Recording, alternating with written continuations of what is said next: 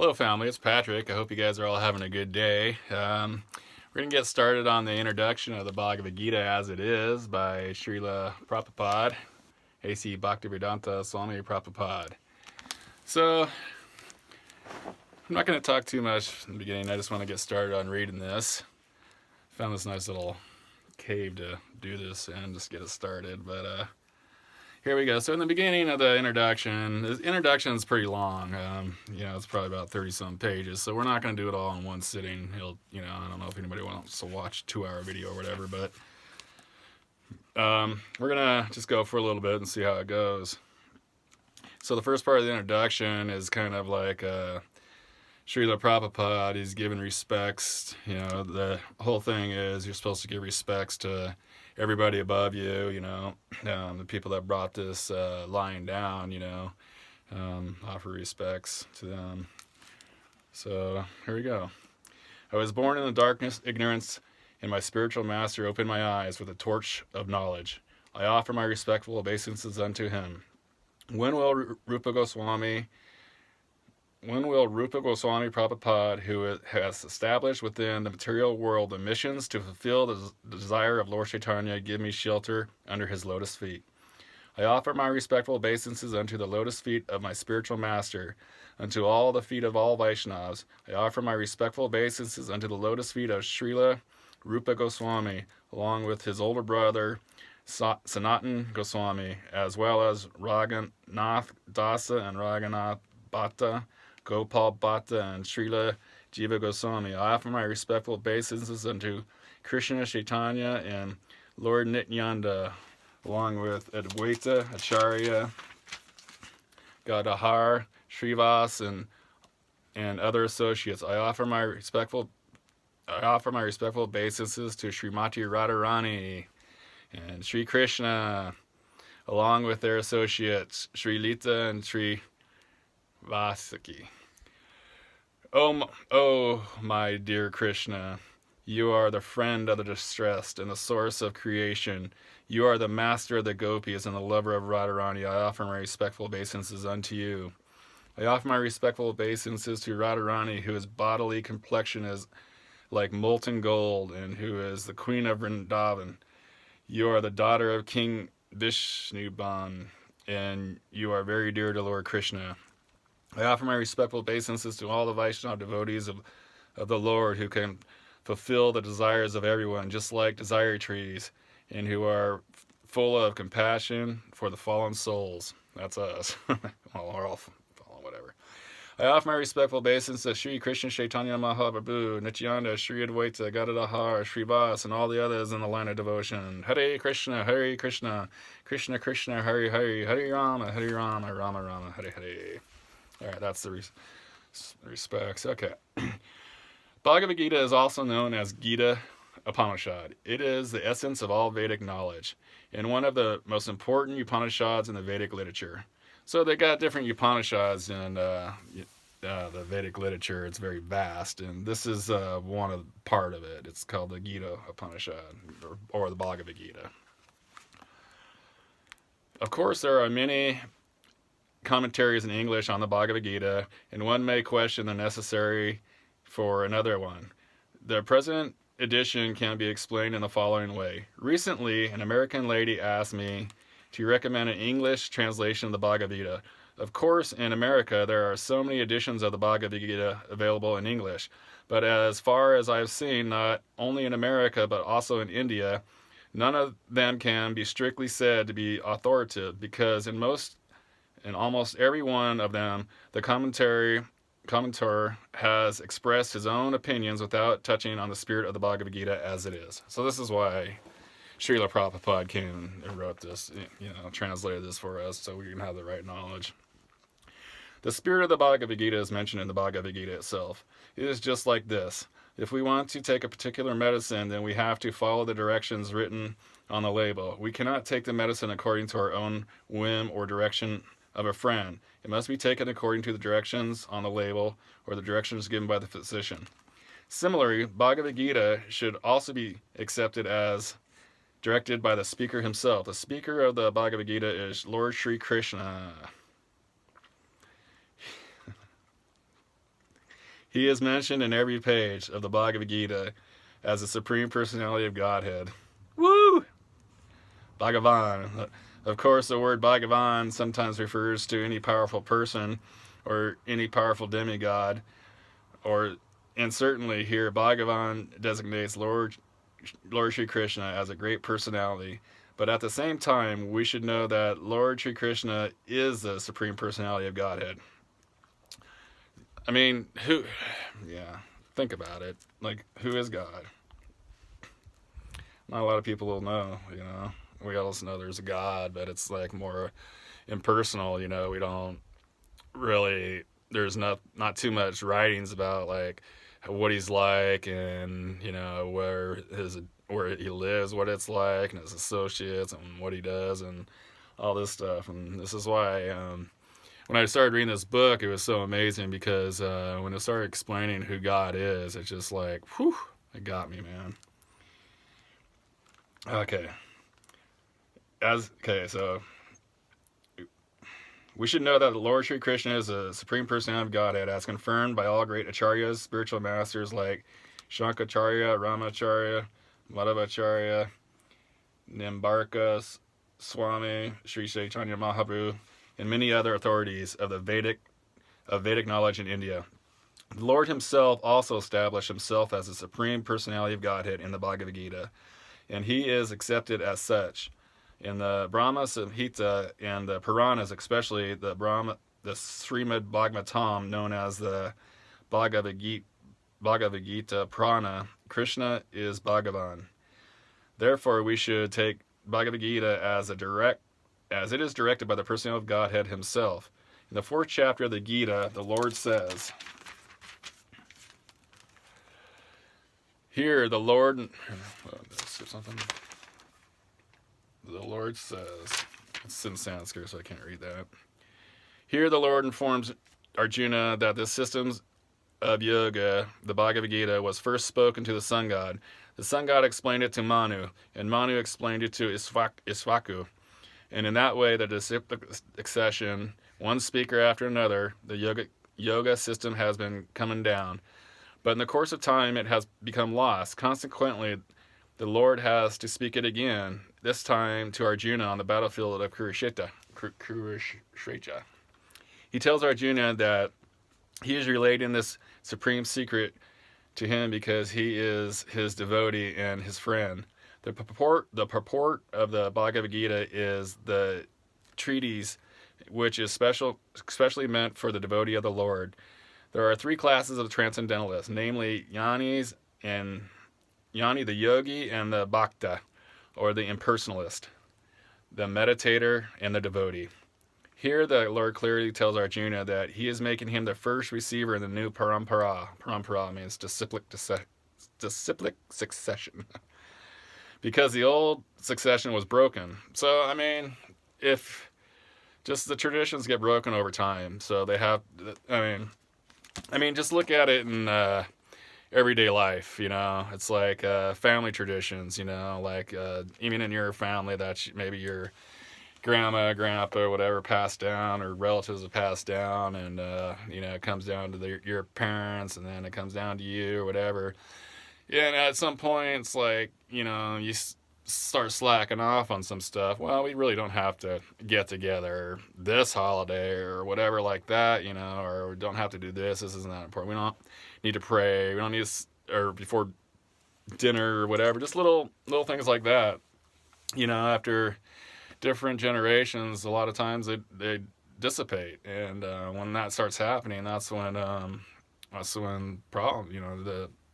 The sinful life, people don't know how to act, and the knowledge gets lost. It's not like a zap, it's gone. It's a slow progressive downslide that it's goes away. So God, he sends associates, he incarnates himself to come down here to teach us. Look what Jesus taught us. If a lot of people don't know about this whole Indian philosophy in America or whatever, but you can look at Jesus. Everybody knows about Jesus.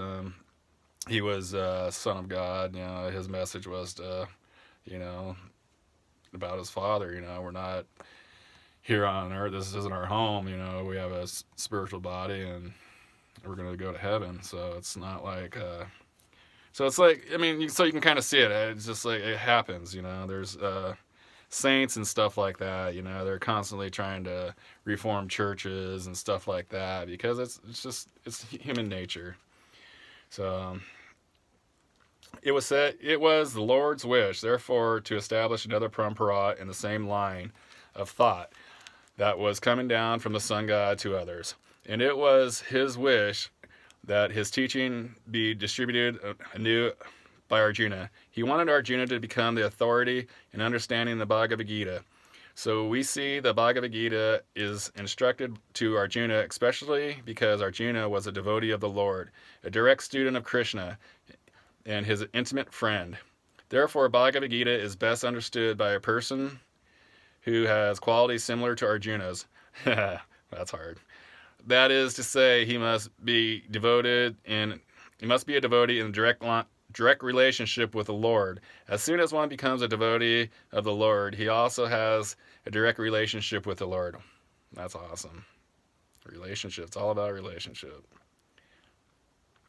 That is a very elaborate subject matter, and briefly, it can be stated that a devotee is in relationship with the Supreme Personality of Godhead in one of 5 different ways. Remember, I was telling you there's different relationships with God. It's like He's our Father and stuff. This is gonna like blow you away right here. There's the 5 different ways. One may be a devotee in a passive state. One may be a devotee in an active state. One may be a devotee as a friend. One may be a devotee as a parent. One may be a devotee as a conjugal lover. Arjuna was in a relationship with the Lord as a friend. So the relationship with Arjuna was Krishna, God, was his friend. So it's pretty deep. You can have him as your parent, your friend, your lover, different ways. It's very amazing.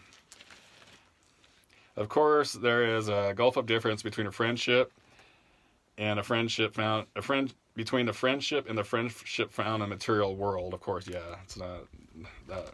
This is a transcendental friendship, which cannot be had by everyone. Of course, everyone has a particular relationship with the Lord, and that relationship is evoked by the perfection of devotional service. But in the present state of our life, we have not only forgotten the Supreme Lord, but we have forgotten our eternal relationship with the Lord. So we kind of don't know our position right now, until we start doing devotional service and, we start learning it. That's why we feel so lost. Every living being out of many billions and trillions of living beings has a particular relationship with the Lord eternally. That is called Sarupa. By this process, the devotional service, one can revive that Sarup, and the stage is called Sarup Siddhi, perfection of one's constitutional position. As Arjuna was a devotee and he was in touch with the Supreme Lord in friendship. How Arjuna accepted the Bhagavad-gita should be noted. His manner of acceptance was given in the 10th canto, or 10th chapter.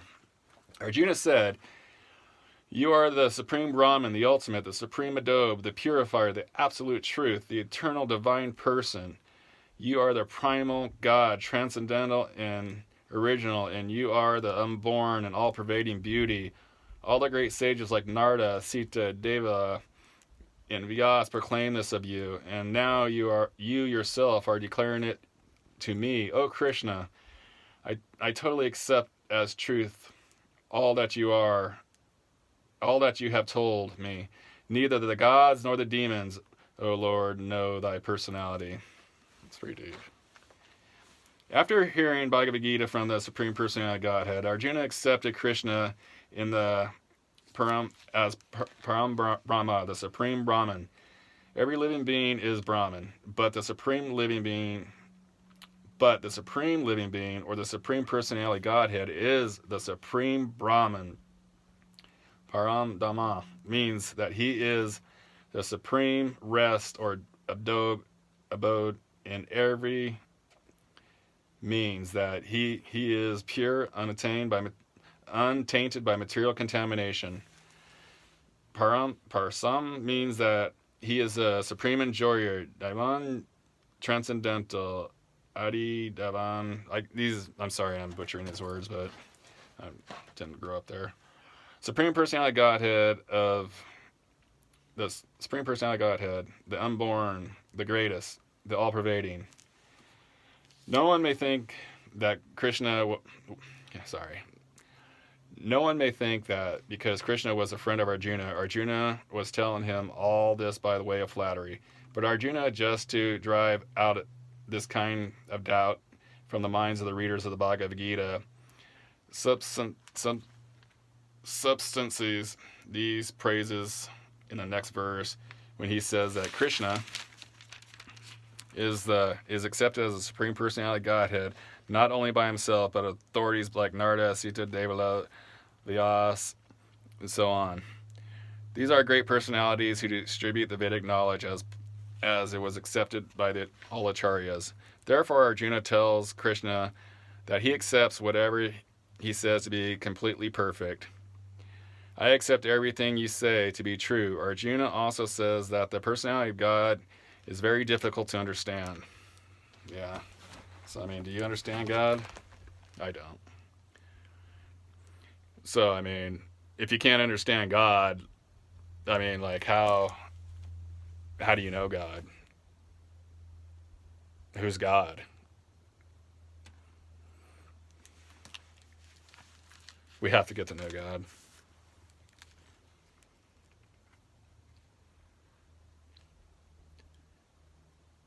And that he cannot be known even by the great demigods. This means that the Lord cannot even be known by the personality is greater than humans. So how can a human being understand Sri Krishna without becoming his devotee? That makes a lot of sense to me. Therefore, Bhagavad-gita should be taken in the spirit of devotion. One should not think that he is equal to Krishna, nor should he think that Krishna is an ordinary personality or even a great personality. Lord Sri Krishna is the supreme personality of Godhead, at least theoretically, according to the statements in the Bhagavad-gita or the statements of Arjuna, the person who is trying to understand the Bhagavad-gita. We should therefore at least theoretically accept Sri Krishna as the supreme personality of Godhead, and with submissive spirit we can understand the Bhagavad-gita. Unless one reads the Bhagavad-gita in a submissive spirit, it is very difficult to understand the Bhagavad-gita because it is a great mystery. I'm going to stop right there. That last verse line is pretty good, because that is really big for me, being raised in a Catholic family, strict, everything else is evil, even this is evil to my parents. So it was very hard for me in the beginning, to maybe it wasn't hard for me to accept. It was hard for me, I guess it was, because it's taken me a long time. And I did a lot of researching, a lot of soul searching and prayer and stuff like that, and praying to Jesus and, the way I grew up, only way I knew how, and Blessed Mother and stuff like that. And, and when I started reading the Bhagavad-gita and I read that exact line, it just kind of struck me. It's like, wow, okay. I've got this fire lit. There's something going on. So I'm just going to, okay, I don't know. I really started thinking about it. I started thinking about Jesus, and I started thinking about, he constantly says, my father is in heaven and stuff like that. And he's not saying he's God. And, there's another person, even the Catholics believe there's a Trinity, there's three people. So it's not like the Holy Spirit, the one in your heart, and Jesus the Son and the Father. So, even in that faith, there's a Father. There's someone else besides Jesus. But it doesn't tell you who it is, just the Father. So to me, it was kind of like a impersonal type method. I felt like it was like, well, no one knows. My mom doesn't know who the Father is. She doesn't pray to him. None of my family does. And it's just Jesus, and all that. And so I kind of like, well, I'm gonna do what this book says, and I'm gonna open up and just, Krishna is God, and I'm gonna read it like that, and I'm gonna tell you that's the way you got to read it, because if you don't read it, you're gonna sit there and analyze it. Well, I did analyze it, but you have to analyze it, because that's how you get to know stuff. But or you can have faith too, I guess. That's wrong. But for me, sometimes I like to take the hard route. But do it in that submissive spirit. That's all. Just say, hey, I don't know who God is. I know there's a God, and speak to me and let me read this book with an open heart and open mind. And and at the end of the book, and you're like, dude, that's not God. It just move on, go find God, that's cool. It's all good, man, because people find God in other religions, other ways. I mean, they don't necessarily call him Krishna, but it is all one God. It's not like, oh, there's the God of different religions. You got the little demigods and all that stuff, but there's one supreme being, and he's a father and friend and lover and everything to all of us, no matter who you are on this earth. So we just got to get on with this and figure this stuff out and get in this relationship.